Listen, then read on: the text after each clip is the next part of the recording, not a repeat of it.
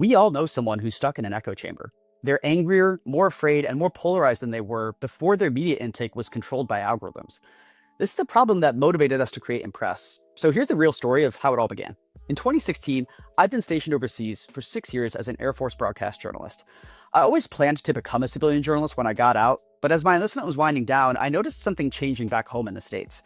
People I grew up with who were otherwise intelligent, successful people were suddenly believing and sharing objective nonsense online. Stuff that was just hateful, wacky, and darker than who they were when I left. It seemed like facts and accountability were losing value, and that freaked me out. If algorithms were making nonsense more influential than reality, what did that mean for journalism? And worse, what did that mean for our society?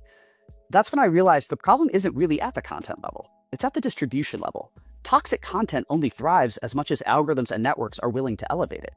Here's the thing. Algorithms reward performance over quality, and our mammalian brains, we love anger and outrage. So that content performs well, because fear is a very addictive drug. Social platforms know this. The more of your attention they capture, the more money they stand to make. So they made the cynical calculation of leaning in, keep us hooked at all costs, to hell with the consequences for our psyche and for our democracy.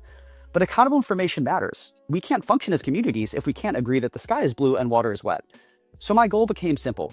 Make the veggies of facts taste better than the junk food of doom scrolls. And that's when the idea for Impress hit me. A way to take quality journalism and make it rewarding, even joyful to engage with. Not just about the news, but about the outcomes it could spark in people's lives, like love, friendship, and growth. Basically beat the algorithms at their own game. Instead of fueling fear and anger, we'd fuel connection and growth, making quality information the gateway to rewards that no algorithm can give you.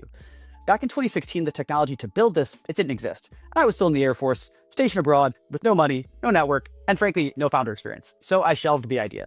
But in 2023, thanks to AI, this vision finally became possible. And not only possible, it was definitely needed more than ever.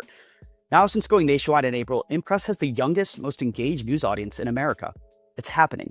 We're on a mission to make factual information more engaging and more profitable than disinformation.